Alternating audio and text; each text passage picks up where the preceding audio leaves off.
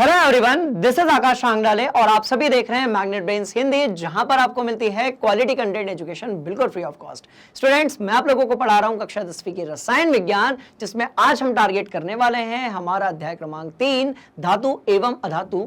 और इसमें हम देखेंगे बहुत सारे मोस्ट इंपॉर्टेंट क्वेश्चन, जिसका आज हम भाग 1 यानी कि पार्ट 1 जो है उसको डिस्कस करने वाले हैं। बात समझ में आ गई? तो जैसा कि मैंने आप लोगों को कॉन्सेप्ट वीडियोस में वन शॉट रिवीजन में इस पूरे चैप्टर के एक एक टॉपिक का हमने बढ़िया तरीके से डिस्कशन किया था। हम एक काम करते हैं, जल्दी से एक बार इस चैप्टर का हम एट अ ग्लांस ले लेते हैं, जिससे क्या होगा, ये सारे जो टॉपिक्स हैं वो आपके दिमाग के अंदर रहेंगे फिट, और इससे ये होगा कि जब हम क्वेश्चंस कर रहे होंगे, बात समझ में आ रही है, तो वहां पर हमें मिलने वाली है बहुत सारी हेल्प। तो ध्यान से देखिए, इस पूरे चैप्टर में हमने क्या क्या पढ़ा था। चैप्टर क्रमांक जो है हमारा 3 है। चैप्टर का नाम धातु एवं अधातु है। इसमें मुख्य रूप से हमने धातुओं के बारे में पढ़ा था। हमने सिर्फ अधातुओं के बारे में आयनिक यौगिक पढ़े थे, जो कि वो धातुओं के साथ मिलकर बनाते हैं, और अधातुओं के बारे में हमने सिर्फ भौतिक गुणधर्म पढ़े थे, उनकी प्राप्ति, निष्कर्षण, ये सब हमने इस चैप्टर में नहीं पढ़ा है। तो मुख्य रूप से 90% ये जो चैप्टर है वो धातुओं के आसपास है। बात समझ में आ गई? कौन से टॉपिक्स को इसमें हमने कवर किया था? तो हमने शुरू कहां से किया था भाई? भौतिक गुणधर्म से किया था, जहां पर हमने ये जाना था कि जो धातुएं होती हैं वो ध्वनिक होती हैं, यानी कि सोनोरस होती है। मतलब उन पर यदि आप प्रहार करेंगे किसी कठोर वस्तु से तो उसमें से आवाज आएगी। कुछ ऐसे ही हमने देखा था कि जो धातुएं होती हैं वो विद्युत और ऊष्मा की आपकी सुचालक होती है। साथ में हमने ये जाना था कि जो धातुएं होती हैं वो उनमें तन्यता होती है, आघात वर्धिता होती है। तो ये सब कुछ भौतिक गुणधर्म थे धातुओं के। ऐसे हमने अधातुओं के बारे में पढ़ा था। फिर हमने पढ़ा था कि जो धातुएं होती हैं उनके रासायनिक गुणधर्म होते हैं। मतलब ये कि जो धातुएं होती हैं वो ऑक्साइड किस प्रकार से बनाती हैं, हाइड्राइड कैसे बनाती है, कैसे वो जल के साथ अभिक्रिया करती हैं, और कैसे वो अभिक्रिया करती हैं अम्ल के साथ में और क्षार के साथ में। बात समझ में आ रही है? तो रासायनिक गुणधर्म देखे थे, साथ में हमने ये जाना था कि जो आयनिक यौगिक होते हैं वो क्या होते हैं। तो बड़ी सिंपल सी कहानी है कि यदि आपके पास एक तरफ धातु है, एक तरफ अधातु है, तो निर्माण होगा आपके आयनिक यौगिक का। या फिर आपके पास यदि धातु है और अधातुओं के यदि आपके पास कार्बोनेट है, सल्फेट है, फॉस्फेट है, नाइट्रेट है, क्लोराइड है, ब्रोमाइड है, इस तरीके की चीजें हैं, तो फिर निर्माण होगा आपके आयनिक यौगिकों का। साथ में हमने ये देखा था कि धातुओं की प्राप्ति कैसे होती है।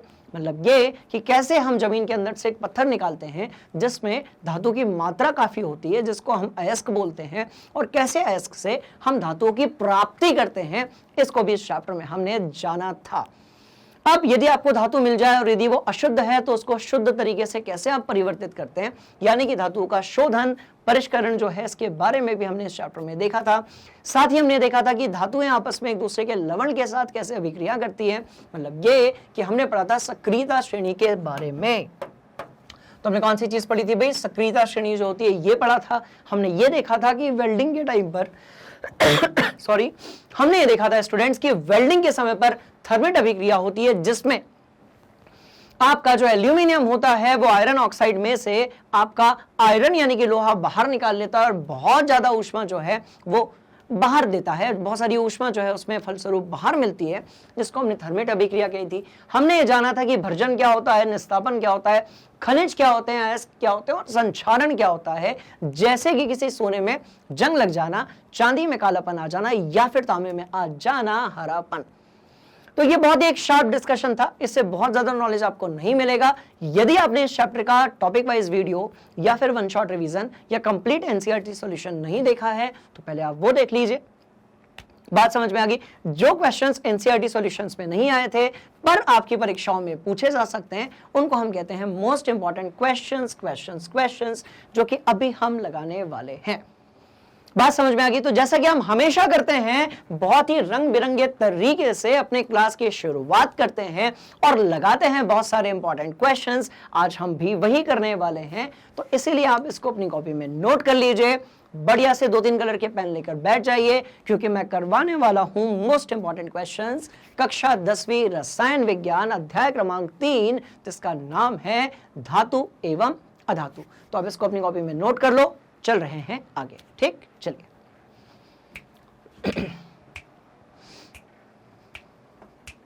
क्या कहते हो? स्माइल तो आ ही जाएगी आज, इतने इंपॉर्टेंट क्वेश्चंस को आज हम लगाने वाले हैं स्टूडेंट्स इस क्लास में, ठीक है? चलिए। सब कुछ बिल्कुल परफेक्ट लग रहा है। चलिए चलते हैं पहले सवाल की तरफ। हमारा जो मोस्ट इंपॉर्टेंट क्वेश्चंस का भाग 1 है, इसमें और देखते हैं कि पहला जो सवाल है वो हमसे क्या पूछा गया है। हमें ऐसे दो धातुओं के नाम लिखने हैं जो ऊष्मा और ऊष्मा की सर्वाधिक चालक है। तो ऊष्मा की सर्वाधिक चालक जो धातुएं होती हैं उसमें भाई आपकी एक चांदी है जिसको आप रजत कहते हो और दूसरी आपकी कॉपर है जिसको आप तांबा कहते हो। तो एक तो आपकी रजत हो गई और दूसरी हो गई आपकी तांबा। बात समझ में आ रही है? ये ऊष्मा की सर्वाधिक चालक होती है, इसका मतलब ये हुआ, ठीक है, ऊष्मा के लिए ना, और विद्युत के लिए भी होती है। ऊष्मा के लिए भी होती है और किसके लिए होती है भाई? विद्युत के लिए भी होती है। तो जो तांबा होता है, अब देखो चांदी तो भाई महंगा है, तांबा जो है तुलनात्मक तरीके से सस्ता है, इसलिए हम बहुत सारे ऐसे बर्तन होते हैं जहां पर ऊष्मा की चालकता हमें ज्यादा चाहिए होती है, हम किससे बनाते हैं भाई? तांबा से। तो ये तो अभी शुरुआत है, बड़े सिंपल से क्वेश्चंस हैं। आज हम इसमें शॉर्ट आंसर टाइप क्वेश्चंस देखेंगे जो कि परीक्षाओं में पूछे जाते हैं, और कुछ क्वेश्चंस थोड़े आसान होंगे, कुछ क्वेश्चंस बिल्कुल मुश्किल होंगे, कुछ क्वेश्चंस थोड़े से लेंदी होंगे। इन सबको हम करेंगे आज इस क्लास में कवर। चलो अगले सवाल तक मैं आपको लेकर चल रहा हूं और इसमें पूछा गया है कि दो सबसे अधिक आघातवर्ध धातु का नाम बताना है। अब भाई आघातवर्ध धातु क्या होती है? सॉरी। तो स्टूडेंट्स ऐसी धातुएं हैं जिनको हम क्या कर सकते हैं? बिल्कुल पतली चादर के रूप में ढाल सकते हैं, प्राप्त कर सकते हैं। ऐसी धातुओं को हम बोलते हैं आघातवर्ध धातु। और इस अभिक्रिया को या इस प्रक्रिया को या इस गुणधर्म को हम कहते हैं आघातवर्धता। तो सोना और चांदी दो ऐसी धातुएं हैं जो लचीली होती हैं, थोड़ी सी नाजुक होती हैं, और आप सोने और चांदी की आघातवर्धता की यदि बात करेंगे तो बहुत ज्यादा होती है। इसलिए आपने देखा होगा कि सोने की तो इतनी पतली फॉइल यानी कि पन्नी भी आती है जिसको हम दवाई उस पर मिठाइयों पर डालते हैं। बात समझ में? कुछ ऐसा ही यदि आपने पढ़ा होगा रदरफोर्ड के एक्सपेरिमेंट के बारे में, जिसको हम अल्फा प्रकीर्णन आपका क्या कहते हैं भाई? एक्सपेरिमेंट कहते हैं, प्रयोग कहते हैं। वहां पर भी उन्होंने झिल्ली उपयोग की थी आपके सोने की। बात समझ में आ रही है? तो सोना और चांदी ऐसा है, इनकी आप कितनी भी कुटाई कीजिए ये फैलते जाती हैं, और जितनी पतली आप शीट चादर बनाना चाहें, पन्नी झिल्ली बनाना चाहें, वो आप इनसे बना सकते हैं। इसी गुणधर्म को हम कहते हैं आघातवर्धता। इसीलिए सोना और चांदी दोनों की आघातवर्धता जो है वो बहुत ज्यादा होती है। इसीलिए हम इनको उपयोग करते हैं गहने बनाने में। साथ ही इसका एक और कारण है कि हम इनको गहने बनाने में उपयोग क्यों करते हैं? क्योंकि इनमें संक्षारण नहीं होता। आपकी जो चांदी है ये भले ही थोड़ी सी संक्षारित हो सकती है, इसमें कालापन आ सकता है, पर आपका जो सोना है इसमें संक्षारण नहीं के बराबर होता है। क्लियर हो गया? इसलिए जो सोने की चीजें होती हैं उनकी जो चमक है वो सर्वथा एक जैसी बनी रहती है। बात समझ में आ गई? चलो आगे बढ़ेंगे अगले सवाल की तरफ। दो ऐसी धातुओं के नाम लिखने हैं जिन्हें चाकू से आसानी से काटा जा सकता है। इसका मतलब होगा कि वो धातुएं जो हैं वो मुलायम होंगी। कैसी होंगी? तो भाई मुलायम होंगी। तो ऐसी धातुएं जो होती हैं स्टूडेंट्स वो कैसी होती है बेटा? मुलायम होती है। तो हमारी जो लिथियम है, सोडियम है और पोटेशियम है, ये धातुएं बहुत मुलायम होती हैं। इन्हें चाकू से आसानी से काटा जा सकता है। साथ ही इन्हें रखा जाता है कैरोसिन में। तो साथ ही देखिए इसमें रखा जाता है भाई आपके कैरोसिन में। क्लियर? तो इसको भी आप ऐड ऑन कर लो, बढ़िया सवाल है, कोई दिक्कत वाली बात ही नहीं है। चलिए आगे बढ़ेंगे। पूछा गया भाई उन दो धातुओं के नाम लिखिए जिनका गलनांक इतना कम होता है कि हाथ पर रखते ही वो पिघल जाती है। अब गलनांक क्या होता है भाई? एक तापमान। व्हाट इज गलनांक? What is melting point? एक तापमान, एक तापमान जिस पर, एक तापमान जिस पर जो है कोई भी धातु जो है वो ठोस से क्या हो जाए? जिस पर जो धातु है वो आपकी ठोस से द्रव हो जाए। बात समझ में आ रही है? अब देखो वो धातुएं जिनका गलनांक इतना कम होता है कि इसको आप हाथ पर रख रहे हो। जब आप हाथ पर रख रहे हो तो हाथ का तापमान कितना है भाई? 37 डिग्री सेल्सियस के आसपास।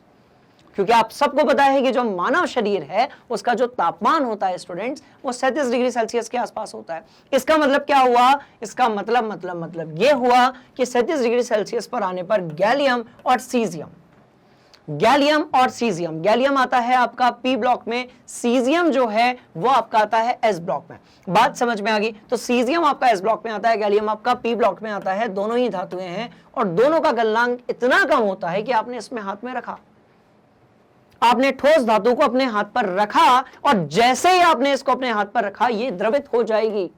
बात समझ में आ रही है? तो इसको भी हम उपयोग कर सकते हैं जादू दिखाने में। क्लियर हो गई कहानी? बात समझ में आ रही है? तो गैलियम और सीजियम जो है वो होगा आपका आंसर। चलते हैं अगले सवाल की तरफ और देखते हैं पिटारे में से क्या निकलता है। चलो, एक धातु ठीक है और एक अधातु ठीक है। एक धातु और एक अधातु का नाम बताना है जो कक्ष ताप पर यानी कि 25 डिग्री सेल्सियस के आसपास 30 डिग्री सेल्सियस तक कैसी अवस्था में पाई जाती है? भाई द्रव अवस्था में पाई जाती है। अब सामान्यतः आपकी जो धातुएं होती हैं ठोस अवस्था में पाई जाती है, पर पारा यानी कि मरकरी यानी कि Hg और ब्रोमीन यानी कि Br। तो ब्रोमीन जो है वो क्या है? एक प्रकार की हैलोजन है, ये एक प्रकार का हैलोजन है और साथ में अधातु है। पारा जो है वो आपका धातु है। तो ये दोनों ऐसे तत्व हैं जिसमें से एक धातु है और एक अधातु है स्टूडेंट्स। ये पाए जाते हैं आपके किस पर? भाई ताप क्रम पर द्रव अवस्था में पाए जाते हैं, कक्ष ताप पर द्रव अवस्था में पाए जाते हैं। तो इतनी सी कहानी थी इन दोनों धातुओं के बारे में। चलिए आगे बढ़ते हैं। सवाल बड़े इंटरेस्टिंग है, देखिए इजी भी है बट महत्वपूर्ण भी है, इसलिए इसका नाम क्या है भाई? Most important questions. कौन से चैप्टर से? तृतीय अध्याय से। एक ऐसी धातु का नाम बताइए जिसकी सतह चमकदार होती है। देखिए अधातुएं सामान्यतः चमकदार नहीं होती, धातुएं बहुत चमकदार होती हैं, जैसे कि सोना, चांदी, प्लेटिनम, राइट। एक ऐसी धातु का नाम बताना है जिसकी सतह कैसी होगी? तो सतह होगी आपकी कैसी? चमकदार होगी। तो कौन सी है वो? तो वो है हमारी आयोडीन, जिसकी कमी से घेंघा रोग भी होता है। बात समझ में आ गई? इसलिए जो नमक होता है उसमें आयोडीन का होना बहुत जरूरी है। तो आयोडीन जो है वो एक ऐसी अधातु है जिसकी जो सतह होती है वो कैसी होती है? भाई चमकदार होती है। इतनी सी कहानी है, ठीक है, नोट कर लो। चलो, सिंपल क्वेश्चन है, नॉलेज बढ़ाना है, बहुत सारा जो है अपनी कॉपी को भर डालना है। स्टूडेंट्स बस ये टारगेट बनाइए कि एक कॉपी जो है उसमें मैक्सिमम 2 चैप्टर्स, मतलब एक कॉपी को आप हर तरीके से किसी चैप्टर के रिस्पेक्ट में फिल कर दीजिए, जिसमें कॉन्सेप्ट वीडियोस रहेंगे, टॉपिक वाइज वीडियोस रहेंगे, जिसमें हमारे जो है एनसीईआरटी के सॉल्यूशंस रहेंगे, मोस्ट इंपॉर्टेंट क्वेश्चंस रहेंगे, एमसीक्यू क्वेश्चंस रहेंगे, एग्जाम्पलर क्वेश्चंस रहेंगे। मतलब हम इतने क्वेश्चंस की प्रैक्टिस कर लेंगे हर चैप्टर से कि यदि आपसे एग्जाम में कुछ भी पूछा जाए तो वो सब आपको बनना चाहिए। चलिए अगले सवाल की तरफ चलेंगे। बात समझ में आ रही है? तो हर एक क्वेश्चन को लिखते जाओगे, साथ में आप उसका आंसर भी लिखते जाओगे, डैश लगाकर लिख लो यदि उत्तर नहीं लिखना है तो, ठीक। चलो, धातु एवं अधातुएं किस प्रकृति के ऑक्साइड बनाती हैं? तो जब आप बात धातुओं की करेंगे तो धातु हमेशा क्षारकीय बनाती हैं और अधातुएं जो होती हैं वो आपकी कैसे बनाती हैं? भाई वो अम्लीय ऑक्साइड बनाती हैं। उदाहरण ले लेते हैं, तो धातु के ऑक्साइड क्या हो गया? CaO, या फिर बात करें तो MgO। इन दोनों को आप यदि जल में डालेंगे तो ये क्षार का निर्माण करेंगे और इनका जो pH होगा वो 7 से ज्यादा होगा। वहीं के वहीं आप यदि NO2 की बात करते हैं या फिर SO2 की बात करते हैं तो ये दोनों जो है अम्ल का निर्माण करेंगे, ये दोनों जो है वो क्षार का निर्माण करेंगे। तो कहानी बड़ी सिंपल है, ये क्षार का निर्माण करेंगे और ये करेंगे अम्ल का निर्माण। तो एक तरफ तो क्षार का निर्माण हो रहा है, एक तरफ हो रहा है आपके अम्ल का निर्माण। तो इस तरीके से जो है धातुएं एवं अधातुएं जो हैं अलग अलग प्रकार के ऑक्साइडों का निर्माण करती हैं। इसको अपनी कॉपी में नोट करो, साथ में दोनों के एग्जांपल्स भी दो, ठीक। अगले सवाल की तरफ लेकर चल रहा हूं आपको, चलो नोट कर लो। बात समझ में आ गई? ठीक है, चलिए अगले सवाल की तरफ चलेंगे। अगले सवाल में कवि हमसे क्या कहना चाहते हैं? बात हो रही है कार्बन के एक अपर रूप की सॉरी बात हो रही है कार्बन के एक अपर रूप की जो अभी तक ज्ञात सर्वाधिक कठोर पदार्थ है और वो है आपका हीरा। हीरा इतना कठोर होता है स्टूडेंट्स कि आप इससे आसानी से जो है कांच को काट सकते हो। तो कार्बन क्या है? एक अधातु है, उसका जो अपर रूप है वो क्या है? आपका हीरा है और वो बहुत ज्यादा कठोर है, ठीक है। बात समझ में आ गई? तो जो हीरा है बहुत ज्यादा कठोर होता है और बहुत ज्यादा चमकीला होता है। इसके बाद में बहुत सारी ऐसी चीजें हैं जो हीरा के बारे में आपको पता ऑलरेडी होंगी, और यदि नहीं है तो उसके लिए इंतजार कीजिए इसके अगले वाले चैप्टर का, जिसका नाम है कार्बन और उसके यौगिक, जहां पर हम हीरा के बारे में पढ़ने वाले हैं, है ना। चलो अब आगे बढ़ेंगे। पूछा गया है उन दो धातुओं के नाम लिखिए जो पानी में रखने पर तैरने लगती हैं। अच्छा,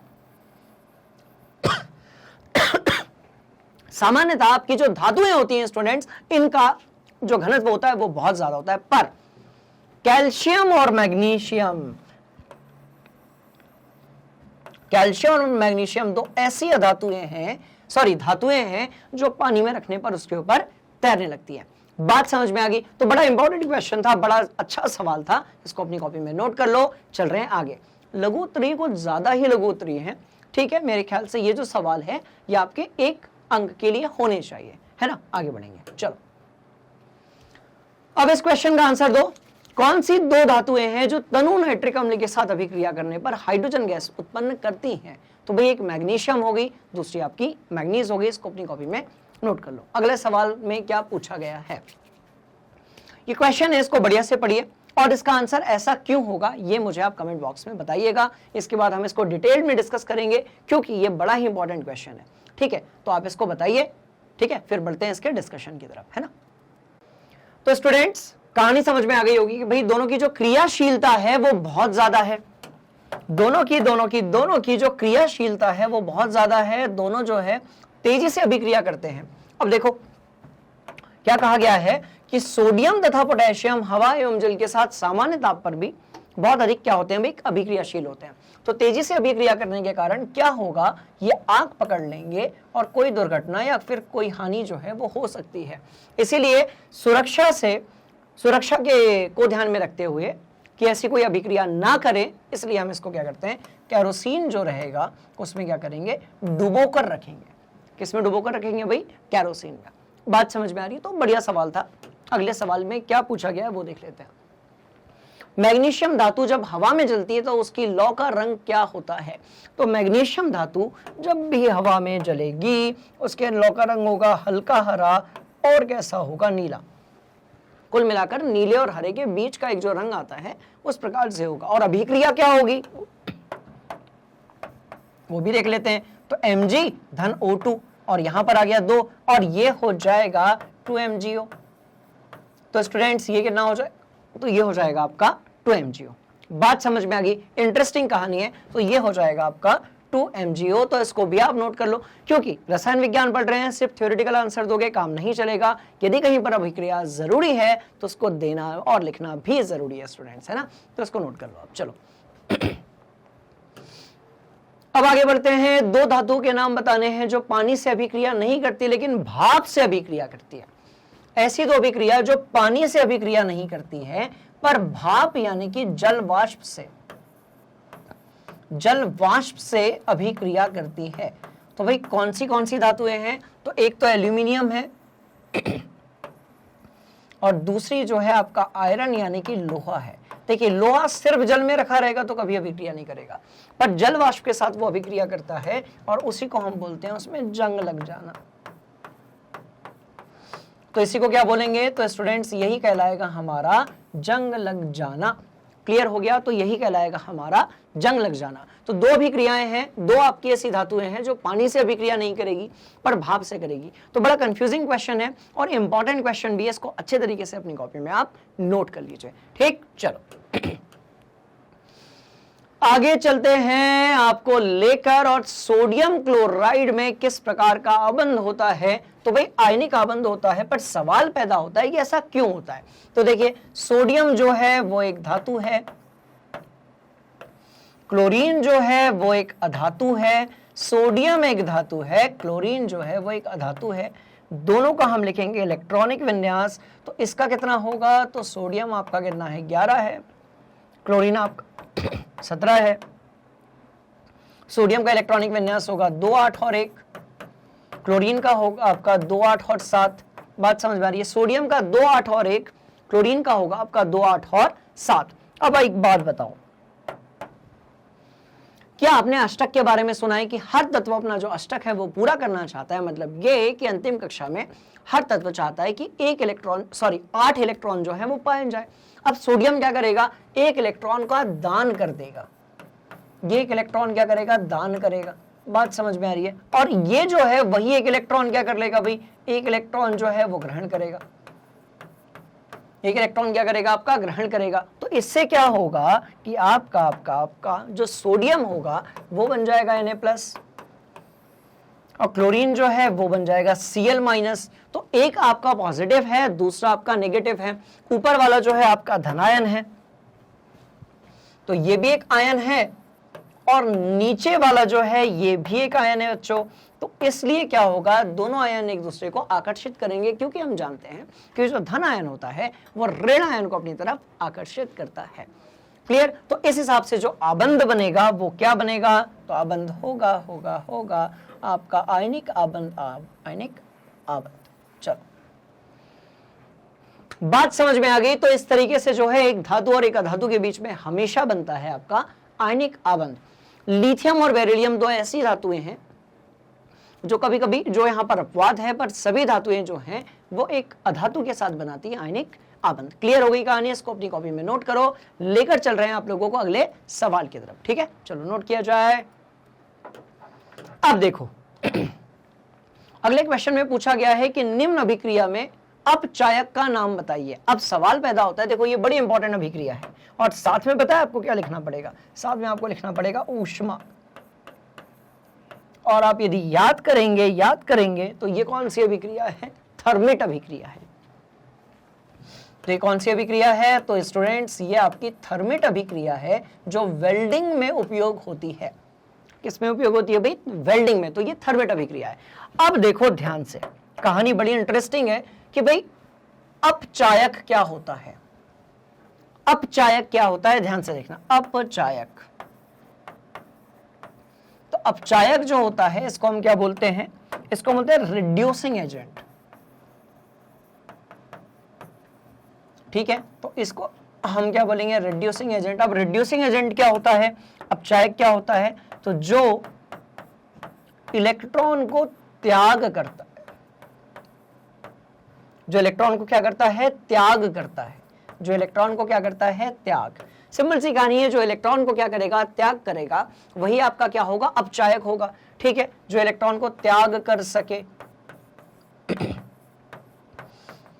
तो अब देखो यहां पर आपका एल्यूमिनियम अकेला था, पर यहां पर एल्यूमिनियम ऑक्सीजन से जुड़ गया है। अब जैसा कि मैंने अभी आपको बताया था कि जब कोई धातु किसी अधातु से जुड़ती है तो वो इलेक्ट्रॉन को दान करती है, और कोई अधातु जब धातु से जुड़ती है तो वो इलेक्ट्रॉन को ग्रहण करती है। तो क्या हुआ होगा? यहां पर तो अकेला एल्यूमिनियम था, पर जब एल्यूमिनियम ऑक्सीजन से जुड़ा तो उस अवस्था में क्या हुआ? एल्यूमिनियम ने अपने इलेक्ट्रॉन ऑक्सीजन को दे दिए। तो हम ये लिख सकते हैं कि यहां एल्यूमिनियम ने अपने इलेक्ट्रॉन ऑक्सीजन को दे दिए हैं। भाई किसको दे दिए हैं? ऑक्सीजन को। तो यहां पर एल्यूमिनियम ने अपने इलेक्ट्रॉन जो हैं स्टूडेंट्स वो किसको दे दिए हैं बेटा? ऑक्सीजन को दे दिए हैं। ठीक है, ऑक्सीजन को दे दिए हैं। तो जब उसने अपने इलेक्ट्रॉन या ऑक्सीजन को दे दिए, इसका मतलब वो क्या बन गया? तो वो बन गया आपका अपचायक। क्या बन गया? अरे अच्छे से बन जा भाई, अपचायक। तो ये बन गया आपका अपचायक। कहानी समझ में आ गई? तो इंटरेस्टिंग सी कहानी कि आपका जो एल्यूमिनियम है उसने इलेक्ट्रॉन त्याग कर दिए हैं। जो इलेक्ट्रॉन त्याग करते हैं वो सभी आपके अपचायक होते हैं, इसलिए एल्यूमिनियम क्या होगा? आपका अपचायक होगा। पर क्यों होगा? उसके पीछे की कहानी यहां पर लिखी हुई है। आप क्या करेंगे? आप इस क्वेश्चन को लिखेंगे, अभिक्रिया को लिखेंगे। इस अभिक्रिया का नाम थर्मिट अभिक्रिया है, क्योंकि इस अभिक्रिया में ऊष्मा निकलती है और गलित लोहा निकलता है। तो ये ऊष्मा और गलित लोहा जो है स्टूडेंट्स, ये जो ऊष्मा और गलित लोहा है, इसी को हम उपयोग करते हैं वेल्डिंग के समय पर, एक धातु को, लोहे की एक चीज को दूसरी से जोड़ने के लिए। समझ में आ गई कहानी? चलो इसको नोट कर लो। कोई दुख, कोई दर्द, कोई दिक्कत कमेंट बॉक्स में पुट कर दो, सबका निवारण मिलेगा आपको मैग्नेट ब्रेन्स हिंदी पर। ठीक है, चलो आगे बढ़ेंगे। पूछा गया है भाई उस विधि का नाम बताइए जिसके द्वारा उस विधि का नाम बताइए जिसके द्वारा सक्रियता श्रेणी में सबसे ऊपर स्थित धातुओं के निष्कर्षण को किया जाता है। तो भाई विद्युत अपघटनीय अपचयन होगा, ठीक है, इलेक्ट्रोलाइटिक रिडक्शन होगा, विद्युत अपघटनीय अपचयन होगा। इसके कारण क्या होगा कि धातुएं, वे सभी धातुएं जो ऊपर की तरफ पाई जाती हैं सक्रियता श्रेणी में, उनका निष्कर्षण या उनका जो है आपका शोधन किया जाता है। और आंसर क्या होगा? विद्युत अपघटनीय अपचयन। तो इस तरीके से शॉर्ट आंसर टाइप क्वेश्चन है, पर बड़ा इंपॉर्टेंट सवाल है, कई बार ये पूछ लिया जाता है। इसको अपनी कॉपी में आप करो नोट। मैं आपको लेकर चल रहा हूं अगले सवाल की तरफ, ठीक है। अब अगले सवाल में क्या पूछा गया है? धातुओं के निष्कर्षण में सामान्यतः उपयोग में लाए जाने वाले एक सस्ते अपचायक का नाम बताइए। तो यह अपचायक क्या होगा आपका? ये होगा आपका कार्बन। ये जो अपचायक है ये क्या होगा आपका? कार्बन होगा। बात समझ में आ रही है? धातु के निष्कर्षण में सामान्यतः उपयोग में लाया जाने वाला एक सस्ता अपचायक क्या है भाई? कार्बन है। अब कार्बन क्या है? तो कार्बन का जो सस्ता रूप है वो क्या है? कोयला हो सकता है। और क्या हो सकता है भाई? ग्रेफाइट हो सकता है। हीरा मत बोलना, कार्बन से बना जरूर है बट सस्ता नहीं है। बात समझ में आ रही है? तो और क्या हो सकता है? कोयला हो सकता है, ग्रेफाइट हो सकता है। बात समझ में आ गई? तो इतनी सी बात थी, आप इसको कॉपी में नोट कर लो। चल रहे हैं अगले सवाल की तरफ। आज सभी लघु उत्तरीय प्रश्न जो हैं आप लोगों से पूछे जाएंगे, उसको सॉल्व करेंगे, ठीक है। चलो, पूछा गया है भाई विद्युत अपघटनीय परिष्करण में अशुद्ध धातु से बनी इलेक्ट्रोड कौन सी है तथा शुद्ध धातु से बनी इलेक्ट्रोड कौन सी है। हमेशा याद रखें, अशुद्ध धातु से जो भी इलेक्ट्रोड बनेगी उसको हम बोलेंगे एनोड। क्या बोलेंगे? एनोड। इंग्लिश और हिंदी दोनों में ही क्या होगा? ये एनोड होगा, ठीक है। और शुद्ध धातु से क्या बनी होगी? तो भाई शुद्ध धातु से जो भी चीज बनी होगी उसको हम कैथोड बोलेंगे। लिखा होगा, अशुद्ध धातु से बनी इलेक्ट्रोड को एनोड कहा जाता है और शुद्ध धातु से बनी इलेक्ट्रोड को कैथोड कहा जाता है। उदाहरण दे दो। उदाहरण किसका दे दोगे? तो कॉपर का दे दो, तांबे का दे दो, क्या फर्क पड़ता है? सीयू का उदाहरण दे दो। क्लियर? तो जब तांबे का हमने परिष्करण किया था उस समय हमने ये जाना था कि तांबे की जो अशुद्ध रॉड है, अब ये जो रॉड होती है इसको हम इलेक्ट्रोड कहते हैं, तो तांबे की जो अशुद्ध रॉड है, इलेक्ट्रोड है, उसको हम क्या कहते हैं? उसको हम एनोड बनाते हैं। और जो उसकी शुद्ध रॉड है, इलेक्ट्रोड है, उसको हम कैथोड बनाते हैं। तो इस तरीके से जो खेल है वो पूरा हो जाता है इस सवाल में। क्लियर? तो कैथोड के लिए भी, कॉपर के लिए भी हो सकता है, जिंक के लिए भी हो सकता है ना। चलिए आगे बढ़ेंगे, नोट कर लो, कोई भी डाउट नहीं है। एक सिंपल सी कहानी है कि जितने ज्यादा हम सवालों को लगाएंगे उतनी ज्यादा हमारी प्रैक्टिस होगी, उतना हमारा नॉलेज बढ़ेगा और उतने जल्दी हमें रसायन विज्ञान का जो खेल है वो समझ में आएगा। बात समझ में आ गई? चलिए अब मैं आपको लेकर चल रहा हूं अगले सवाल की तरफ। पूछा गया है तांबे के विद्युत अपघटनीय परिष्करण में उपयोग होने वाले विद्युत अपघट्य का तो क्या होगा भाई? तो अम्लीकृत कॉपर सल्फेट होगा। अब ये कॉपर सल्फेट क्या है? तो ये है आपका CuSO4। तो कॉपर सल्फेट क्या है स्टूडेंट्स? तो ये है आपका CuSO4। क्या है? कॉपर सल्फेट है आपका CuSO4। पर ये कैसा होना चाहिए? ये होना चाहिए आपका अम्लीकृत। बात समझ में आ रही है? कैसा होना चाहिए? अम्लीकृत। मतलब इसका जो pH है वो 1 से 7 के बीच में आना चाहिए। क्लियर? तो जब भी ये विद्युत अपघटनीय परिष्करण होता है इसमें मुख्य रूप से हमें 3 चीजें चाहिए होती हैं। एक हमें चाहिए होता है विद्युत अपघट्य जो कि आपका अम्लीकृत कॉपर सल्फेट है, यहां पर कॉपर की के केस में। दूसरा, आपको अशुद्ध धातु की एक रॉड चाहिए होती है जिसको हम एनोड कहते हैं। तीसरी, आपको अशुद्ध धातु की एक पतली रॉड चाहिए होती है जिसे हम कैथोड कहते हैं। एनोड पॉजिटिव होता है, कैथोड नेगेटिव होता है यदि आप अपघटन कर रहे हैं तो। कहानी समझ में आ गई? चलो नोट कर लो। अपघटन में एनोड पॉजिटिव होगा और कैथोड कैसा होगा? आपका नेगेटिव होगा। ठीक, चलो सवाल पैदा होता है कि भाई ये जो अमलगम है ये किसे कहा जाता है? तो ध्यान से देखिए, अमलगम के बारे में जब भी बात हो सीधे लिखें पारे में घुली हुई धातु।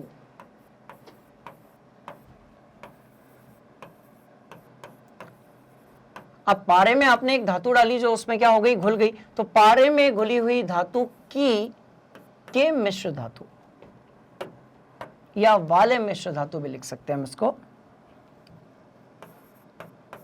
वाले मिश्र धातु। मिश्र धातु। अब पारा क्या है, तो पारद है, और पारद क्या है तो ध्यान से देखिएगा। अब जैसे आपने कहा भाई सोडियम के साथ में Hg है, तो ये क्या कहलाएगा, तो ये कहलाएगा आपका सोडियम अमलगम। तो क्या कहलाएगा, तो सिंपल सी कहानी है स्टूडेंट्स, ये कहलाएगा आपका सोडियम अमलगम। तो ये कहलाएगा आपका सोडियम अमलगम। तो इतनी सी कहानी है कि आपका यदि पारे में सोडियम डाल दिया तो ये कहलाएगा आपका सोडियम अमलगम। वही लिखा हुआ है, यदि कोई एक धातु पारद है, कोई भी एक धातु पारद है और इसकी मिश्र धातु आप बनाते हो, ठीक है, तो उसको हम क्या बोलेंगे, अमलगम बोलेंगे। अच्छा सवाल था, इंटरेस्टिंग क्वेश्चन था, इंपॉर्टेंट क्वेश्चन था, नोट कर लो। ठीक, कोई दुख, कोई दर्द, कोई परेशानी, सवाल ही नहीं पैदा होता। चलेंगे अगले सवाल की तरफ, स्क्रीनशॉट ले लो। चलो अब देखो, लोहे से स्टेनलेस स्टील कैसे प्राप्त किया जाता है। भाई देखो बहुत अच्छा सवाल है। अब लोहा जो है इस पे लग जाता है जंग, मजबूत तो होता है, पर इस पे क्या लग जाता है, जंग लग जाता है। तो हम क्या करते हैं, लोहे से और मजबूत मटेरियल बनाते हैं, स्पार्ट, यानी कि हम इसको कहते हैं स्टेनलेस स्टील। अब ये क्या होगा, इस पर जंग नहीं लगेगा। तो कैसे बताएंगे, तो बड़ी सिंपल सी स्टोरी है। क्या करना पड़ेगा, क्या करना पड़ेगा, ध्यान से देखिएगा। लोहे के साथ निकल एवं क्रोमियम मिलाने पर, लोहे के साथ निकल एवं क्रोमियम मिलाने पर लोहे के साथ निकल एवं क्रोमियम मिलाने पर हमें स्टेनलेस स्टील प्राप्त होता है। इसको कठोर बनाने के लिए लगभग 0.05% इसमें क्या मिला दिया जाता है, कार्बन। और ज्यादा यदि कठोर बनाना चाहते हो तो इसमें आप क्या मिला दो, फिर कार्बन मिला दो। तो इस तरीके से ये बड़ा सिंपल था, बड़ा ही आसान था।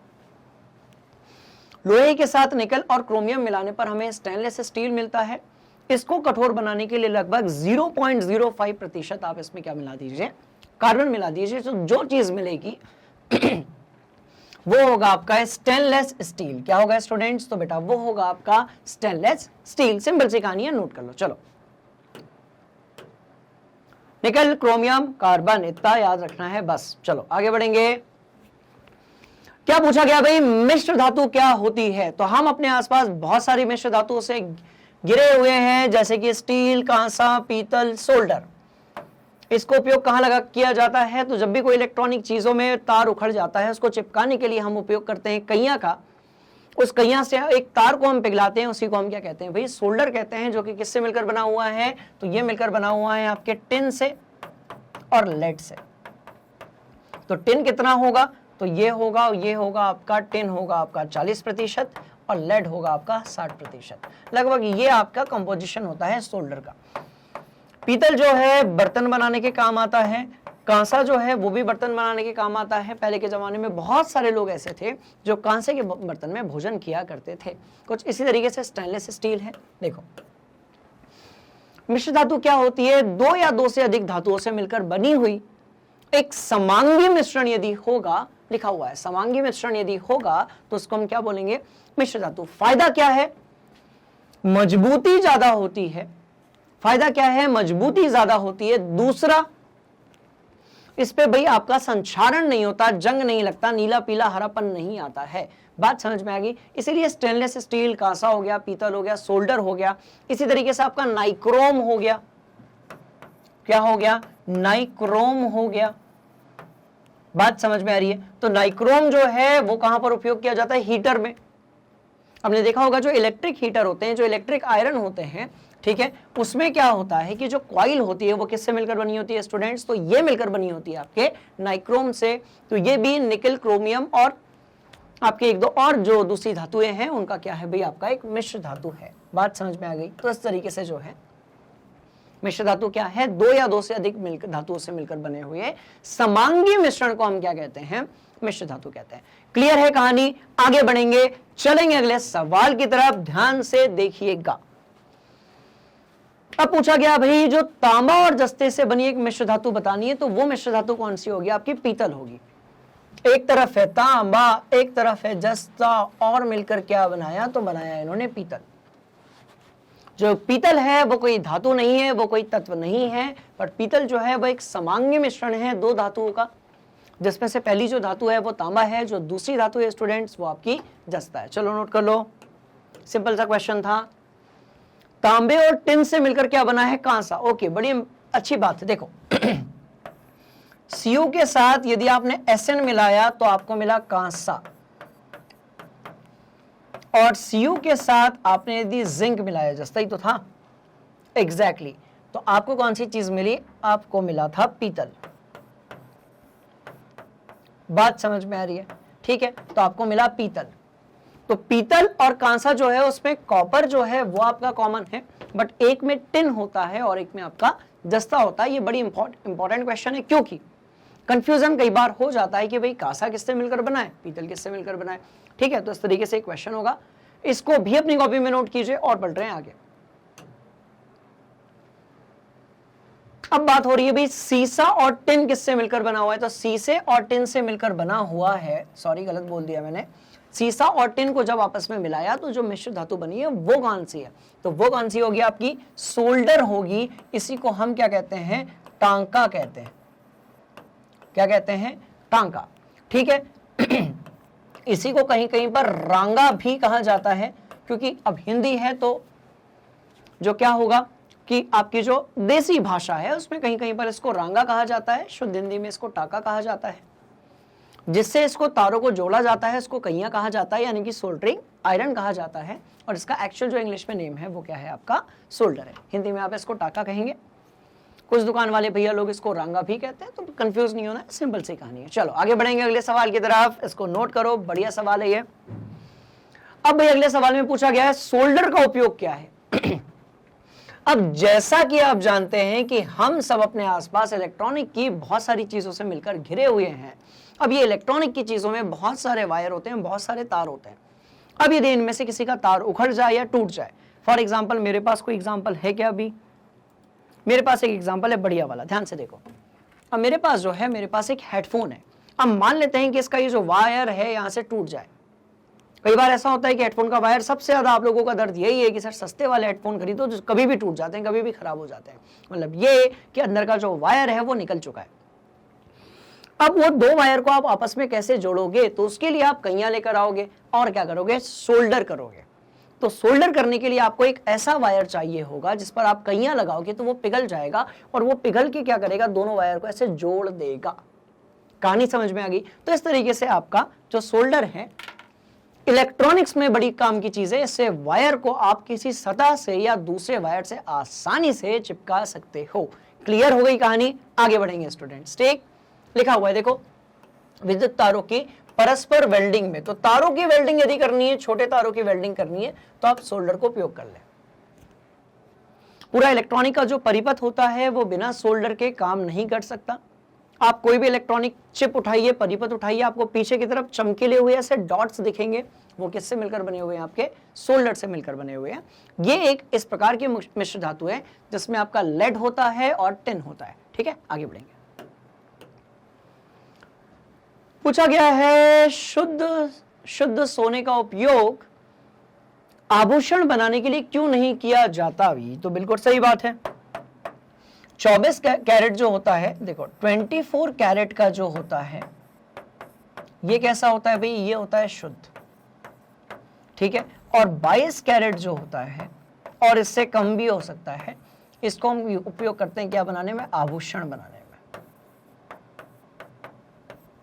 अब क्यों ऐसा होता है ध्यान से देखेंगे, पढ़ेंगे बढ़िया से। देखो शुद्ध सोना 24 कैरेट का होता है तथा ये काफी नर्म होता है। अब यदि इससे आप आभूषण बनाओगे, क्योंकि ये बहुत ज्यादा नर्म है, तो इससे क्या होगा कि वो टूट जाएगा, उसमें मजबूती नहीं रहेगी, वो कभी भी लचीला होता है थोड़ा सा। तो वो मजबूती लाने के लिए हम क्या करते हैं?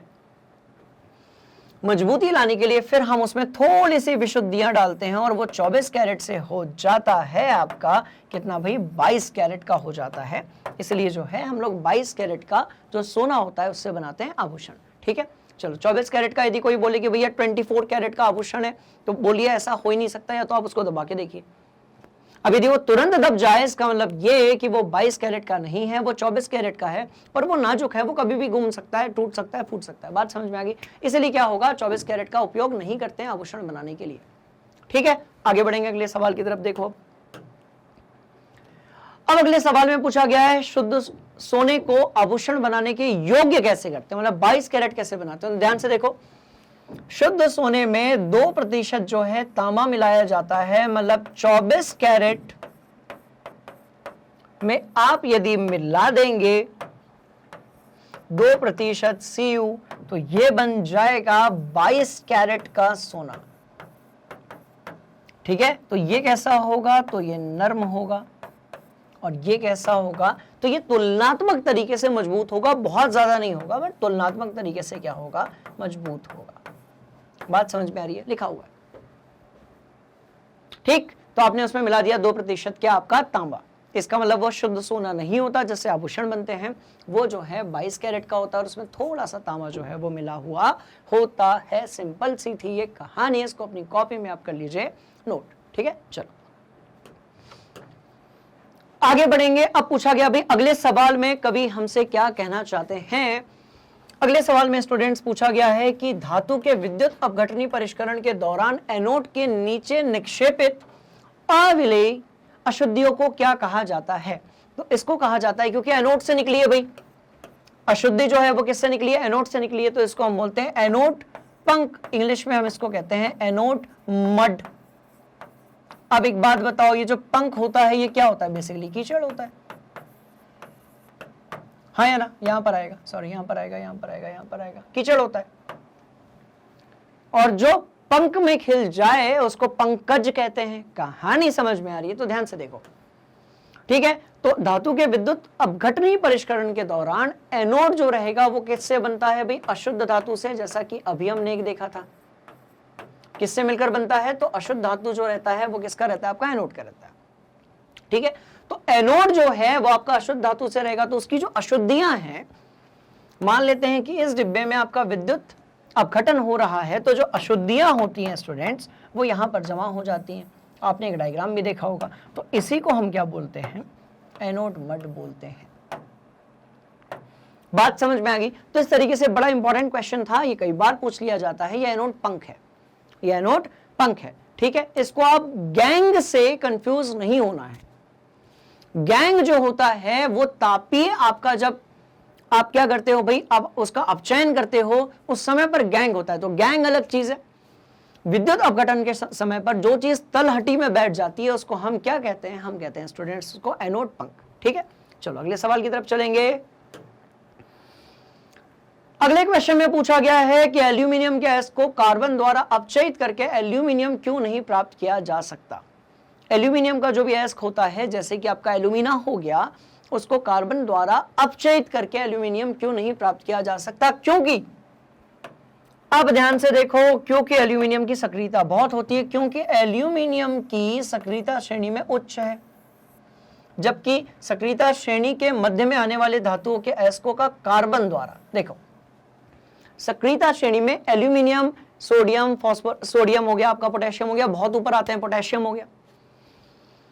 अब क्या होगा, एल्यूमिनियम सक्रियता श्रेणी में ज्यादा है, पर कार्बन में इतना दम नहीं है कि वो एल्यूमिनियम में से ऑक्सीजन निकाल दे। एल्यूमिनियम का जो एल्यूमिना एस्क था उसमें से वो ऑक्सीजन निकाल दे, कार्बन में इतना दम नहीं है स्टूडेंट। इसका मतलब क्या हुआ, इसका मतलब ये हुआ कि कार्बन जो है सक्रियता श्रेणी में नीचे या मध्य में आने वाले जो आपके धातु होते हैं सिर्फ उन्हीं का अपचयन कर सकता है। बात समझ में आ रही है, सिर्फ उन्हीं को अपचयित कर सकता है, आप एल्यूमिनियम को नहीं कर सकता है। तो इस क्वेश्चन को आप अपनी कॉपी में नोट करो, मैं आपको लेकर चल रहा हूं अगले सवाल की तरफ, है ना। चलो इसको नोट कर लो, बढ़िया सवाल था ये। अगला सवाल ध्यान से पढ़ो, हम बढ़ रहे हैं आगे। तो स्टूडेंट्स अब पूछा गया भाई कि सक्रियता श्रेणी के मध्य में आने वाली जो धातुएं होती हैं, आप सभी को सक्रियता श्रेणी पता है, आपकी किताब में बनी हुई है और मैंने कई बार बनाया हुआ है कॉन्सेप्ट वीडियोस में और वन शॉट रिवीजन में। ठीक है, अब देखो सक्रियता श्रेणी के मध्य में आने वाली धातुओं के अयस्कों का निष्कर्षण कैसे किया जाता है। तो कार्बन के साथ आप क्या कर दो, कार्बन या कार्बन मोनोऑक्साइड के साथ आप उसको अपचयित कर दो, जैसा कि इसके पहले वाले क्वेश्चन में भी हम लोगों ने डिस्कस किया हुआ था। बात समझ में आ गई। तो सक्रियता श्रेणी के मध्य में आने वाले धातुओं के अयस्कों का कार्बन द्वारा हम क्या करेंगे, अपचयित करेंगे, तो इससे क्या होगा, हमें धातु जो है वो प्राप्त हो जाएगी। समझ में आ रही कहानी? इंटरेस्टिंग कहानी। एक उदाहरण ले लेते हैं इसका। मान लेते हैं कि हमारे पास ZNO है। अब इस ZNO की अभिक्रिया आप यदि कार्बन से करवाते हैं तो कार्बन क्या करेगा भाई, हमें क्या चाहिए, जिंक प्राप्त करना है। तो कार्बन क्या करेगा स्टूडेंट, सिंपल सी कहानी है, जिंक प्लस CO बना लेगा। इसी तरीके से ZNO की अभिक्रिया यदि आप CO के साथ में करवाते हैं तो आपको क्या मिलेगा, तो सिंपल सी कहानी है, आपको यहाँ पर Zn मिलेगा और साथ में आपको मिलेगा CO2। तो इस तरीके से जो है बहुत ही आसान है इस चीज को समझ पाना। बात समझ में आ गई स्टूडेंट्स? कहानी बड़ी इंटरेस्टिंग है, ध्यान से देखिएगा। तो कार्बन जो है वो उसको अपचयित कर देता है और इसमें से ऑक्सीजन जो है वो बाहर निकल जाता है। मतलब ये है कि इसका अपचयन हो जाता है ZNO का, और हमें जो Zn मिलता है यदि आपका क्या है वो आपका यदि शुद्ध है तो बहुत अच्छी बात है, बल्ले बल्ले, पर यदि वो शुद्ध नहीं है तो आपको करना पड़ेगा उसका परिष्करण, यानी कि अशुद्ध धातु से फिर आपको प्राप्त करना पड़ेगा शुद्ध धातु। क्लियर? चलो अगले सवाल की तरफ चलेंगे। अगला सवाल वाल क्या है, सक्रियता श्रेणी में नीचे। अच्छा, तो इन्होंने 3 क्वेश्चन डिजाइन किए गए हैं, सबसे ऊपर वाले, बीच वाले और नीचे वाले। ठीक, अब देखो, सक्रियता श्रेणी में नीचे आने वाली धातुओं के अयस्कों का निष्कर्षण कैसे किया जाता है? सीधी सी कहानी है, चुपचाप आप उनको गर्म कर दीजिए, क्योंकि उनकी क्रियाशीलता बहुत कम होती है, तो वैसे ही हमें जो धातु है वो प्राप्त हो जाएगी, तो आप उसको गर्म कर दीजिए। ठीक, अच्छा सवाल था, इजी क्वेश्चन था। क्वेश्चन लिखेंगे, आंसर लिखेंगे, डैश लगाकर लिख लो। बहुत सारे सवाल करने हैं स्टूडेंट्स, नॉलेज इस लेवल पर लेकर जाना है कि परीक्षा में आपसे कुछ भी पूछा जाए, कैसा भी पूछा जाए, घुमा फिराकर पूछा जाए, पर आपसे वो क्वेश्चन जो है वो बनना ही चाहिए। कहानी समझ में आ गई? चलो आगे बढ़ेंगे। पूछा गया है स्टेनलेस स्टील जो है उसके 2 गुण लिखने हैं आप लोगों को। तो स्टेनलेस स्टील जो होता है वो किससे मिलकर बना होता है भाई? तो वो लोहे का एक मिश्र धातु है।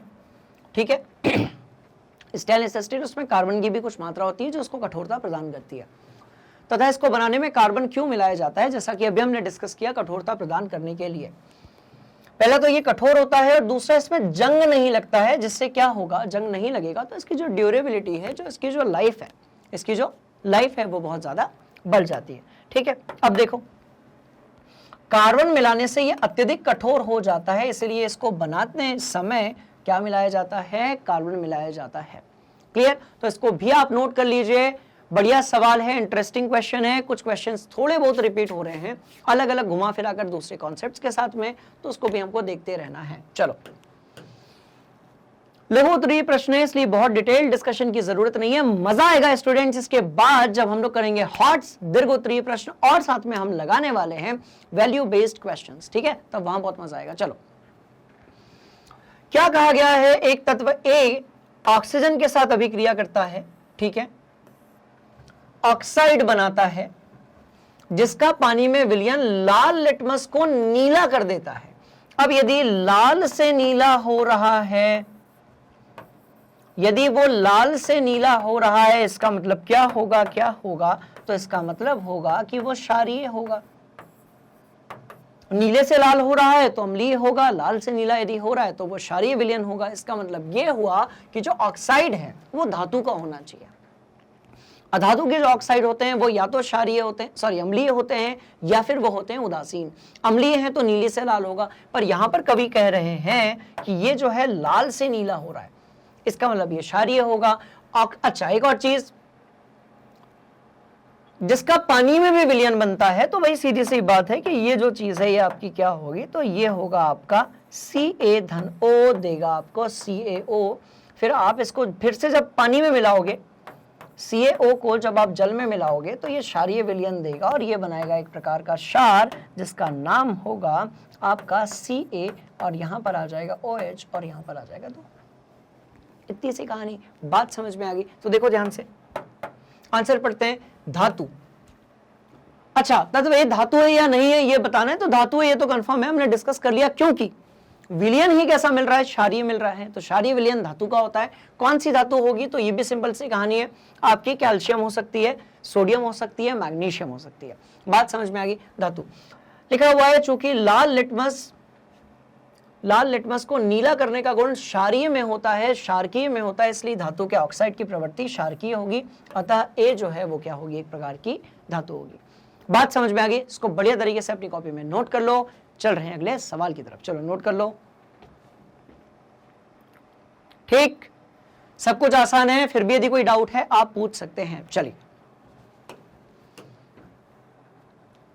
अब पूछा गया है क्या अधिकांश धातुएं नाइट्रिक अम्ल के साथ अभिक्रिया कर हाइड्रोजन उत्पन्न करती हैं, कारण दीजिए। देखिए, सभी धातुएं नहीं करती हैं, बट कुछ ऐसी धातुएं हैं जो नाइट्रिक अम्ल के साथ अभिक्रिया करती हैं, हाइड्रोजन गैस देती हैं। कुछ धातुएं नहीं करती हैं, कौन सी हैं और कौन सी नहीं है देख लेते हैं। देखो, सभी धातुएं नाइट्रिक अम्ल के साथ अभिक्रिया कर हाइड्रोजन गैस उत्पन्न नहीं करती हैं, क्योंकि HNO3 एक प्रबल ऑक्सीकारक होता है जो उत्पन्न H2 को ऑक्सीकृत करके जल में परिवर्तित कर देता है एवं स्वयं नाइट्रोजन के किसी ऑक्साइड में अपचयित हो जाता है। ध्यान से पढ़ लो, बढ़िया सवाल है। एक और बार पढ़ेंगे, नहीं, क्योंकि सभी धातुएं नाइट्रिक अम्ल के साथ अभिक्रिया कर हाइड्रोजन गैस उत्पन्न नहीं करती हैं, क्योंकि HNO3 एक प्रबल ऑक्सीकारक है।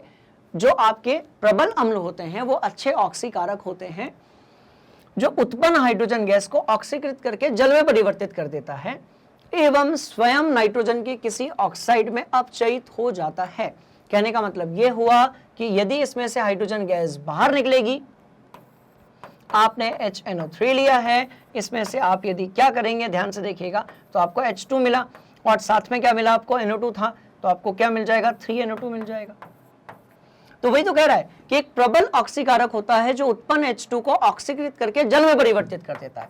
अब ये O के साथ मिला, O2 के साथ मिला, ठीक है, और ये दोनों ने मिलकर क्या बना लिया भाई, जल बना लिया, वही लिखा हुआ है। और खुद जो है वो क्या बन जाता है, नाइट्रोजन के किसी ऑक्साइड में अपचयित हो जाता है, जो कि हो चुका है, नाइट्रोजन के ऑक्साइड में अपचयित हो चुका है। तो HNO3 इस तरीके से हो जाता है। इसलिए जरूरी नहीं है कि सभी धातुएं जो हैं वो HNO3 के साथ में अभिक्रिया जो है वो कर ले। ठीक है स्टूडेंट्स, नोट कर लो, आगे बढ़ेंगे, आगे बढ़ेंगे, आगे बढ़ेंगे, आगे बढ़ेंगे। सोडियम क्लोराइड का क्वथनांक उच्च क्यों होता है, क्योंकि ये एक प्रकार का आयनिक विलयन है। सोडियम क्लोराइड जो कि हमारा फेवरेट है, ये एक प्रकार का आयनिक विलयन है। अब जो आयनिक विलयन है उसमें आयनों के बीच में प्रबल आयनिक आबंध आकर्षण बल लगता है, जिसके कारण उनका जो गलनांक होता है वो, या क्वथनांक जो होता है वो बहुत ज्यादा होता है। बात समझ में आ रही है, लिखा हुआ है।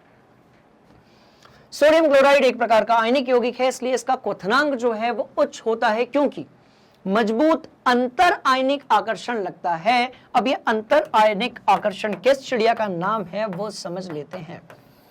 एक आपके पास धनायन है और एक है आपके पास ऋण आयन, दोनों के बीच में आपको लगेगा आकर्षण बल, टें टें टें टें। बात समझ में आ गई। तो इसको तोड़ पाना बड़ा मुश्किल है, इसीलिए क्या होगा, इसको तोड़ पाना मुश्किल है, इसीलिए क्या होगा, बहुत ज्यादा हमें तापमान देना पड़ेगा, तब जाकर ये टूटेगा। ज्यादा तापमान का मतलब क्वथनांक भी कैसा होगा, तो भाई उच्च होगा। ठीक है, नोट करो, साथ में उदाहरण भी लिखते जाओ। छोटे छोटे क्वेश्चन है, इसलिए बहुत समय नहीं लगा रहे हैं, जल्दी जल्दी डिस्कस करके आगे बढ़ रहे हैं, क्योंकि इसके भाग 2 में आने वाला है स्टूडेंट्स बहुत मजा, जहां पर हम करेंगे बड़े सवालों को, हॉट क्वेश्चंस को, दीर्घोत्तरीय को और वैल्यू बेस्ड क्वेश्चंस को। ठीक है ना, नोट कर लो। चलो, तो भाई नोट कर लिया है आपने इस क्वेश्चन को, मैं आपको लेकर चल रहा हूं इसके बाद वाले क्वेश्चन में। पहले बात हुई क्वथनांक की, अब बात हो रही है गलनांक की। तो फिर से वही बात, ध्यान से देख लो, एक जैसा सवाल है। आयनिक यौगिकों के गलनांक उच्च इसलिए होते हैं क्योंकि मजबूत, सेम आंसर रहेगा दोनों के लिए। कोई भी पदार्थ या कोई भी तत्व या कोई भी धातु अधातु, दुनिया की कोई भी चीज जिसका गलनांक यदि ज्यादा है तो उसका क्वथनांक ऑटोमेटिकली क्या होगा स्टूडेंट्स, ज्यादा ही होगा। गलनांक एक ऐसा तापमान है जिस पर कोई भी ठोस द्रव में परिवर्तित हो जाता है। क्वथनांक एक ऐसा तापमान है जिस पर कोई भी द्रव जो है वो गैसीय अवस्था में परिवर्तित हो जाएगा। बात समझ में आ गई। तो आंसर क्या होगा, सेम होगा जैसा पिछले वाले क्वेश्चन में हम लोगों ने देखा था। ठीक है ना, चलो नोट कर लो, बढ़ रहे हैं आगे अगले सवाल की तरफ। पूछा गया है आयनिक यौगिक जो होते हैं ठोस एवं कठोर क्यों होते हैं। तो भाई सीधी सी कहानी है कि धन और ऋण आयनों के बीच में मजबूत आकर्षण बल होगा। अब यदि आयनों के बीच में मजबूत आकर्षण बल होगा तो इससे क्या होगा कि वो बहुत ज्यादा क्या होंगे, ठोस होंगे। कैसे होंगे, मजबूत होंगे। और कैसे होंगे, तो होंगे कठोर। बात समझ में आ गई। तो और कैसे होंगे भाई, ठोस होंगे ठीक, कठोर होंगे, ठोस होंगे और कैसे होंगे आपके, मजबूत होंगे आयनिक यौगिक। इसी के कारण इनका गलनांक भी ज्यादा होगा और क्वथनांक जो है वो भी ज्यादा होगा, जिसको हम 2-3 सवालों से पढ़ रहे हैं। ठीक है, नोट कर लो। बहुत अच्छा सवाल था ये। धातु क्या है? अब चैप्टर का नाम जो है हमारा वही है स्टूडेंट्स, हमारा धातु एवं अधातु। अब पूछा गया भाई धातु क्या है? ठीक है, तो धातुएं वे तत्व होती हैं जो इलेक्ट्रॉन खोकर धनात्मक आयन बनाती हैं। धातु के बाह्यतम कोश में सामान्यतः 1, 2 या 3 इलेक्ट्रॉन होते हैं, जैसा कि मैंने आपको बताया था। धातुएं जो होती हैं वो चमकीली होती हैं और ठोस होती हैं। ठीक है, और धातुएं किस में पाई जाती हैं? तो पी हटा देते हैं पहले यहां से। एस, डी और एफ में सभी धातुएं हैं। सभी जो तत्व हैं वो कैसे हैं? धातुएं हैं, हाइड्रोजन के अलावा, जो कि एच में होता है, आपके एस ब्लॉक में होता है। और पी ब्लॉक जो है इसमें तीनों चीजें पाई जाती हैं, धातु, अधातु और क्या है भाई? तो आपका है उपधातु। बात समझ में आ गई? धातु, अधातु, उपधातु तीनों पाई जाती हैं आपके पी में। एस, डी और एफ कैसे होते हैं स्टूडेंट्स? तो बेटा इसमें तीनों में आपकी धातुएं होती हैं। बात समझ में आ गई? चलो आगे बढ़ेंगे। और भी बहुत सारे गुणधर्म है धातुओं के, आप उसको अपनी किताब में से लिख सकते हैं, बट लघु उत्तरीय इसलिए बहुत ज्यादा नहीं लिखेंगे। आप इस चीज को जरूर नोट कर लीजिएगा। हम बढ़ रहे हैं आगे। ठीक, चलो। अब पूछा गया भाई अधातु क्या है? तो उल्टी बात हो गई, पिछले वाले सवाल से जस्ट उल्टा। अधातुएं वे तत्व हैं जो इलेक्ट्रॉन लेती हैं। धातुएं इलेक्ट्रॉन दान करती हैं, अधातुएं जो हैं वो इलेक्ट्रॉन ग्रहण करती हैं, अब पास लेती हैं और ऋणात्मक आयन बनाती हैं। अधातुएं परमाणु के बाह्यतम कोश में 5, 6, 7 या 8 इलेक्ट्रॉन हो सकते हैं। आप कोई भी उठा लो, नाइट्रोजन उठा लो, 7 हो गया, 8 हो गया, 9 हो गया। अंतिम कोश में 2, 5, 2, 6 और 2, 7 हो गया। और नियॉन ले लो, उसकी अंतिम कक्षा में 8 इलेक्ट्रॉन होंगे। केवल हाइड्रोजन तथा हीलियम को छोड़कर धातुएं, अधातुएं ठोस, द्रव और गैस तीनों होती हैं। ये सामान्य ऊष्मा तथा विद्युत के क्या होते हैं? कुचालक होते हैं। एक इसका अपवाद है ग्रेफाइट, जो कि कार्बन से बना है, वो विद्युत का सुचालक है आपका। ठीक है, आगे बढ़ेंगे। चलो, तो सवाल बड़े छोटे छोटे से हैं, बढ़िया बढ़िया क्वेश्चंस हैं, आराम से लगाएंगे, ध्यान से देखिएगा। खनिज क्या है भाई? खनिज पृथ्वी के अंदर पाए जाने वाले वह प्राकृतिक पदार्थ हैं जिनमें धातु के यौगिक पाए जाते हैं, जैसे कि मैग्नीज, बॉक्साइट आदि। बात समझ में आ रही है? खनिज पृथ्वी के अंदर पाए जाने वाले वह प्राकृतिक पदार्थ हैं जिनमें धातुओं के यौगिक पाए जाते हैं, जैसे कि मैग्नीज हो गया, बॉक्साइट हो गया, ये सब। ऐसे खनिज जिसमें किसी धातु की मात्रा बहुत ज्यादा पाई जाती है, जिससे हम उस धातु का निष्कर्षण कर सकते हैं, उसको हम कहते हैं अयस्क। ठीक है, तो जिसमें बहुत ज्यादा धातु है वो अयस्क है, छोटी बहुत का है वो आपका क्या है भाई? खनिज है। ठीक है, चलो। अब अयस्क क्या है? तो अयस्क भी एक प्रकार का खनिज है जिसमें धातु की मात्रा ज्यादा है। ठीक है, तो ये तो सवाल में ही आ गया, और अच्छे से डिस्कस कर लेंगे। वह खनिज होते हैं जिसमें धातु का निष्कर्षण लाभप्रद होता है। अब भाई 2 पत्थर है, इस पत्थर में आपका जो लोहा है वो 21% है, इसमें आपका जो लोहा है वो आपका 52% है। तो आप कौन सा उपयोग करेंगे? ये वाला। तो इधर वाला जो होगा ये क्या होगा आपका? ये खनिज होगा, और ये वाला जो है ये क्या होगा? अयस्क होगा। कहानी समझ में आ गई? तो एक तरफ खनिज होगा और एक तरफ क्या होगा? आपका अयस्क होगा। क्लियर? बात समझ में आ गई? चलो नोट कर लो। सभी अयस्क खनिज होते हैं, परंतु सभी खनिज अयस्क नहीं हो सकते। सभी अयस्क खनिज हैं, बट सभी खनिज अयस्क नहीं हो सकते। वह खनिज जो सस्ते से सस्ते विधि द्वारा किसी तत्व को प्राप्त करते हैं, वह उस तत्व के क्या कहलाते हैं भाई? अयस्क कहलाते हैं। नोट कर लो। ठीक है, सिंपल सी कहानी है, बहुत डिटेल में डिस्कशन किया था। लघु उत्तरीय प्रश्न है, इसलिए बहुत डीप पे नहीं जाएंगे। जो आंसर है वो हमारा लिमिटेड होगा, क्योंकि एक मैक्स टू मैक्स 2 अंक के लिए पूछा जाएगा। ठीक है, नोट कर लो। आगे बढ़ेंगे, आगे बढ़ेंगे, आगे बढ़ेंगे। गैंग क्या होती है? क्या ये वो वाली गैंग तो नहीं है जो हम लोग मूवीज में देखते हैं? बात समझ में आ रही है? तो ये जो गैंग है, यहां पर इस गैंग का मतलब क्या होता है? अशुद्धि। बात समझ में आ रही है? ये जो गैंग होती है इसका अशुद्धि मतलब होता है, और इसकी स्पेलिंग जो होती है वो ये होती है। ध्यान से देखिएगा, GANGUE ये इसकी स्पेलिंग होती है। गैंग की। और क्या होती है वो भी पढ़ लेते हैं। पृथ्वी से प्राप्त खनिज अयस्कों में मिट्टी, रेत आदि जैसी कई अशुद्धियां होती हैं जिसको हम क्या कहते हैं, गैंग कहते हैं। बात समझ में आ रही है, ये क्या होगी आपकी गैंग होगी, ठीक है ना। तो खनिज अयस्कों में जो भी अशुद्धियां होंगी उसको हम बोलेंगे गैंग। ये उसकी स्पेलिंग हो गई, गैंग मतलब अशुद्धि। आगे बढ़ेंगे, छोटा क्वेश्चन था, बढ़िया सवाल था। देखो धात्विक या धातु क्रम क्या होता है, तो ध्यान से देखिएगा, इंटरेस्टिंग क्वेश्चन है स्टूडेंट्स। अयस्क से धातुओं का निष्कर्षण करने तथा धातुओं को प्राप्त करने की जो प्रक्रिया होती है उसको हम क्या बोलते हैं, धातु क्रम। ठीक है, इंटरेस्टिंग पार्ट है क्योंकि अभी तक हम इसको निष्कर्षण शब्द से उपयोग कर रहे थे, पर किसी भी अयस्क से धातुओं का निष्कर्षण करते समय, किसी भी अयस्क से धातुओं का निष्कर्षण करने तथा धातुओं को प्राप्त करने की जो प्रक्रिया है, तो धात्विक उतना सही शब्द नहीं है, पर धातु क्रम क्या है, तो ये एक प्रकार की प्रक्रिया है। बात समझ में आ गई। तो धात्विक धातु क्रम जो है वो एक प्रकार की क्या है स्टूडेंट्स, तो बेटा ये होगी एक प्रकार की प्रक्रिया, इसको हम बोलेंगे धातु क्रम या फिर धात्विक। ठीक, नोट कर लो। चलो आगे बढ़ेंगे। निस्तापन क्या है, तो आप ध्यान से देखिएगा, निस्तापन क्या है। अब जब हम निष्कर्षण करते हैं धातुओं का, तो कार्बोनेट अयस्कों को वायु की अनुपस्थिति में गर्म किया जाता है। अब आपने लिया कार्बोनेट अयस्क, कौन सा ले लेंगे भाई, तो जिंक वाला ले लेते हैं। अब ZnCO3 है, क्योंकि हमें इसका जिंक का ऑक्साइड बनाना बहुत जरूरी है जिंक के निष्कर्षण के लिए। तो हम क्या करेंगे, हम इसको करेंगे गर्म, हम इसको करेंगे गर्म पर वायु की अनुपस्थिति में। ठीक है, तो हम इसको जब गर्म करेंगे तो हमें जो चीज मिलेगी वो मिलेगा ZnO, और साथ में CO2 गैस जो है वो बाहर निकलेगी। ZnO मिलेगा और साथ में जो CO2 गैस है वो बाहर निकलेगी। तो इस अभिक्रिया को हम क्या बोलते हैं, निस्तापन कहते हैं। निस्तापन जो है वो किसके लिए किया जाता है, तो भाई कार्बोनेट अयस्क के लिए किया जाता है। निस्तापन जो है वो किसके लिए किया जाता है, कार्बोनेट अयस्क के लिए, जिसे जिंक कार्बोनेट एक कार्बोनेट अयस्क है। ठीक, नोट कर लो। बढ़िया छोटे छोटे क्वेश्चंस हैं, बढ़िया क्यूट क्यूट से सवाल हैं, पर इंपॉर्टेंट क्वेश्चंस हैं जो परीक्षा में पूछ लिए जाते हैं। और अच्छा, सवाल करने का एक सबसे बड़ा फायदा बताऊं, आपका जो चैप्टर है ना उसका बढ़िया तरीके से हो जाता है रिवीजन। बात समझ में आ रही है, चलो नोट कर लो।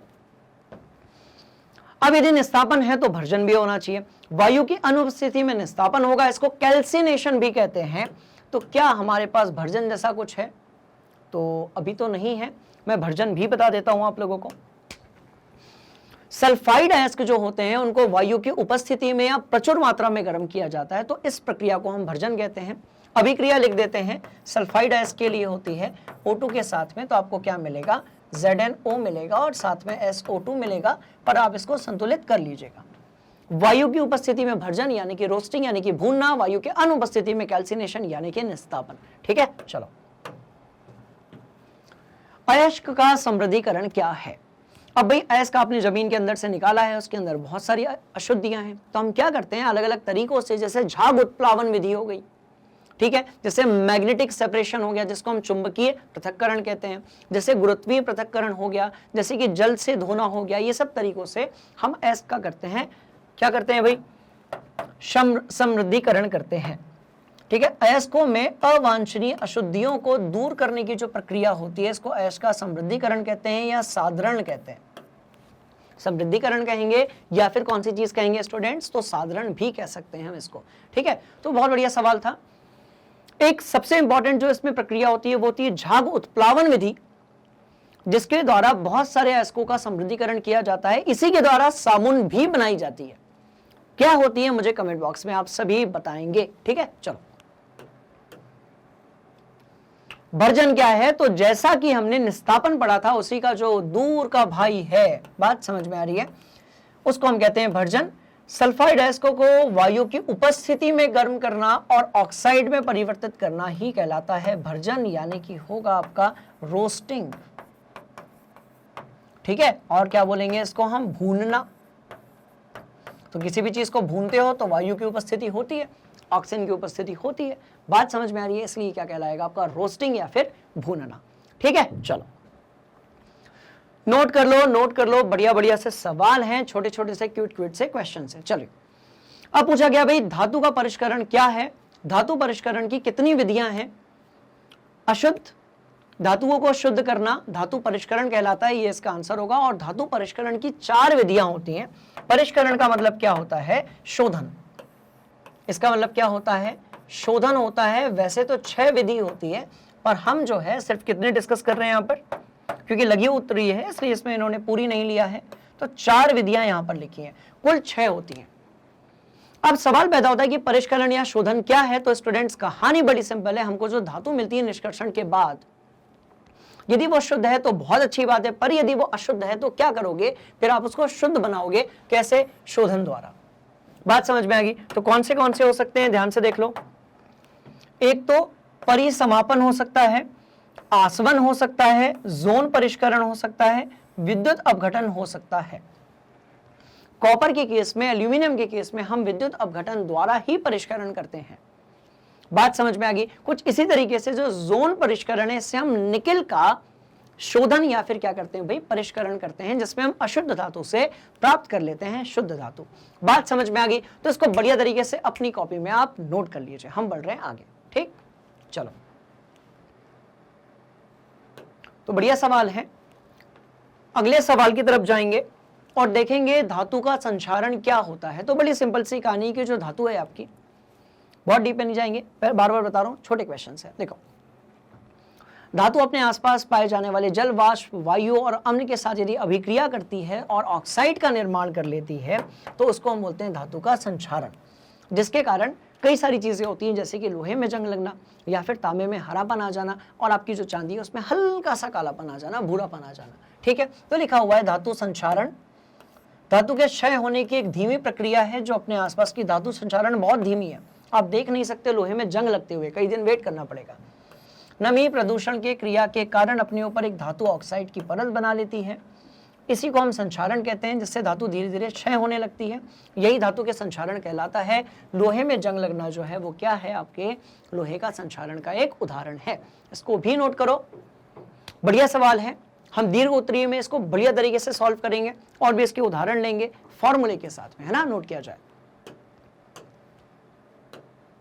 चलिए, अब भाई इसके बाद पूछा गया है आघात वर्ध्यता और तन्यता जो है इससे क्या अभिप्राय है। तो क्या होता है कि जो धातुएं होती हैं उसके जो भौतिक जो मूलभूत गुणधर्म होते हैं, आघात वर्ध्यता और क्या होती है आपकी भाई तन्यता होती है, ये दोनों होते हैं। किसी धातु को यदि आप पीट पीट कर पतली चादर के रूप में ढाल सकते हो तो ये गुणधर्म उसकी आघात वर्ध्यता है, और यदि अब आप उसको खींच खींच कर तार बना सकते हो तो ये उसकी क्या है, तन्यता है। तो वही लिखा हुआ है, धातुओं का वह गुण जिससे उनके हथौड़े से पीटकर पतली चादर बनाई जा सकती है वो आघात वर्ध्यता है।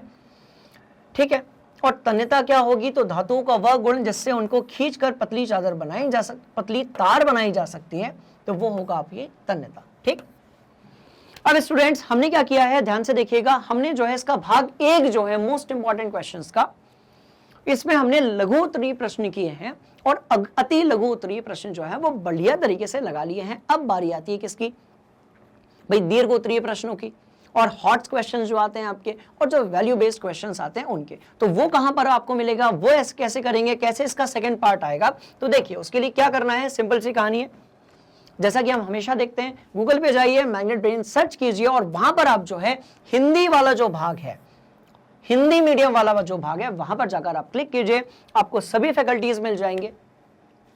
क्वालिटी कंटेंट एजुकेशन बिल्कुल फ्री ऑफ कॉस्ट मिलेगा, कोई कूपन नहीं खरीदना है, कोई पैकेज नहीं खरीदना है, सिर्फ कॉपी लेनी है, पेन लेना है, बैठ जाना है स्क्रीन के सामने और अपनी जो पढ़ाई है उसको आपको शुरू करना है। क्लियर? तो अब क्या करोगे, मान लेते हैं फिजिक्स पढ़नी है, यहाँ क्लिक कर दो, केमिस्ट्री पढ़नी है, यहाँ क्लिक कर दो, गणित पढ़नी है, रवि सर बढ़िया गणित पढ़ाते हैं, यहाँ क्लिक कर दो, आपको इंग्लिश पढ़नी है, चांदनी मैम वहां पर इंग्लिश पढ़ा रही है, वहां पर आप क्लिक कर दीजिए, कोई पैसे नहीं देना है, आराम से जो है आप पढ़ाई कीजिए, कोई डाउट होगा पूछ लीजिए।